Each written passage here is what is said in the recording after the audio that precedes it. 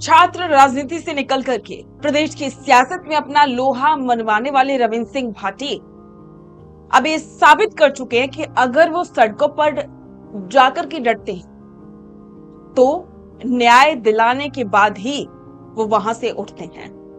नमस्कार, स्वागत है आप सभी का द फैक्ट इंडिया पर और मैं हूं आपके साथ पूजा जादौन। रविंद्र सिंह भाटी, आजकल उनकी चर्चा बहुत ज्यादा हो रही है। जिन गिरल मजदूरों के लिए उन्होंने धरना प्रदर्शन शुरू किया था, जिनका सपोर्ट उन्होंने किया था, अब उन्हें न्याय मिल चुका है। 4-5 दिन पहले ही सरकार ने 24 सूत्रीय मांगों को मान लिया और इसके बाद अब हर जगह यही चर्चा है कि अगला कदम क्या होगा। नमस्कार, स्वागत है आप सभी का द फैक्ट इंडिया पर और मैं हूं आपके साथ पूजा जादौन। रविंद्र सिंह भाटी जिस तरह से अब आगे बढ़ रहे हैं उसको लेकर के सभी के मन में सिर्फ एक ही सवाल है कि अब भाटी का कदम क्या होगा, क्योंकि बीजेपी के खिलाफ तो बयानबाजी लगातार कर ही रहे हैं। कांग्रेस के साथ जा सकते हैं या नहीं, इसको लेकर अभी थोड़ी सी कंफ्यूजन है। तो वहीं एक और ऑप्शन है उनके पास, हनुमान बेनीवाल की पार्टी आरएलपी, उनको समर्थन करना, क्योंकि बेनीवाल तो खुले तौर पर उनका स्वागत भी कर चुके हैं। लेकिन अब सवाल है कि रविंद्र सिंह भाटी किसके साथ जाएंगे। सभी की नजरें इस पर टिकी हुई। तो आज इसी की पड़ताल हम करेंगे कि रविंद्र सिंह भाटी का अगला स्टैंड क्या होने वाला है। 2 महीने का लंबा संघर्ष, झुलसा देने वाली गर्मी और हक की लड़ाई, गिरल माइंस में हटाए गए 100 से अधिक स्थानीय श्रमिकों की बहाली और हक के लिए शुरू हुआ धरना एक ऐतिहासिक जीत के साथ समाप्त हो चुका है। खुद रविंद्र सिंह भाटी ने धरना स्थल पर पहुंचकर इस आंदोलन की औपचारिक समाप्ति की घोषणा की थी। इस दौरान भाटी ने मृतक श्रमिक जैसाराम के परिवार को 10 लाख रुपए की आर्थिक सहायता का पत्र भी सौंपा। ये आंदोलन सिर्फ बातचीत से शांत नहीं हुआ, बल्कि इसके पीछे भाटी का वो आक्रामक तेवर था जिसने पूरे प्रदेश की सरकार को हिला के रख दिया।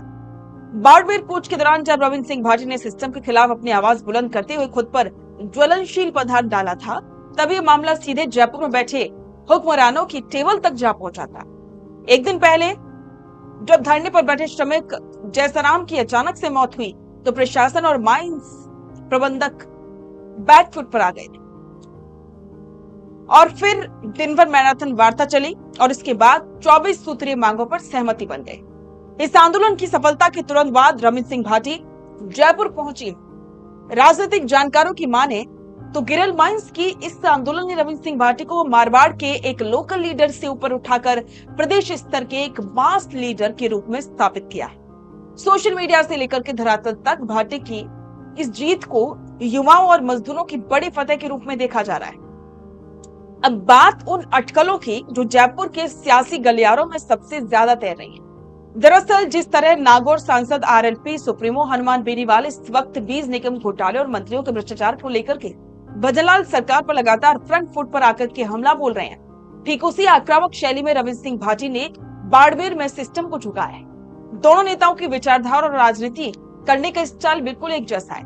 युवा, किसान, मजदूर और व्यवस्था के खिलाफ बेबाक हुंकार। राजस्थान में तीसरे मोर्चे को मजबूत करने के लिए क्या मारवाड़ का ये युवा तुर्क और नागौर का वो फायर ब्रांड नेता हाथ मिला सकते हैं? हनुमान बेनीवाल को भी राजस्थान की राजनीति में एक ऐसे मजबूत और युवा चेहरे की तलाश है जिसकी पकड़ पश्चिमी राजस्थान में मजबूत हो, और रविंद्र सिंह भाटी इस खांचे में बिल्कुल फिट बैठते। हालांकि रविंद्र सिंह भाटी अभी निर्दलीय विधायक हैं और अपनी स्वतंत्र राजनीतिक जमीन तैयार कर रहे हैं, लेकिन राजनीति में संभावनाओं के द्वार कभी बंद नहीं होते।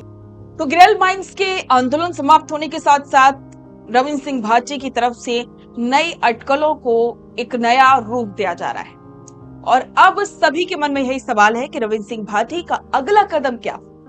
रविंद्र सिंह भाटी क्या कोई बड़ा आंदोलन खड़ा करेंगे या फिर वो हनुमान बेनीवाल के आंदोलन में ही जुड़ेंगे? आपको क्या लगता है? अपने विचार कमेंट बॉक्स में जरूर साझा करें और बने रहें द फैक्ट इंडिया के साथ। रुकिए और जरा ध्यान से सुनिए। क्या आप हमारे इन खबरों से अपने व्यापार को भी बढ़ाना चाहते हैं? तो आप भी खबरों के दौरान इस तरह के एलिमेंट्स पर अपना विज्ञापन दे सकते हैं, या फिर ऐसे खबर के 1 मिनट बाद अपना पूरा विज्ञापन डलवाएं, जो कि 8 लाख से ज्यादा सब्सक्राइबर्स और फॉलोअर्स वाले द फैक्ट इंडिया चैनल्स और पेजेस से राजस्थान के कोने कोने में पहुंचेगा और इससे आपका व्यापार, ब्रांड सब कुछ बढ़ेगा।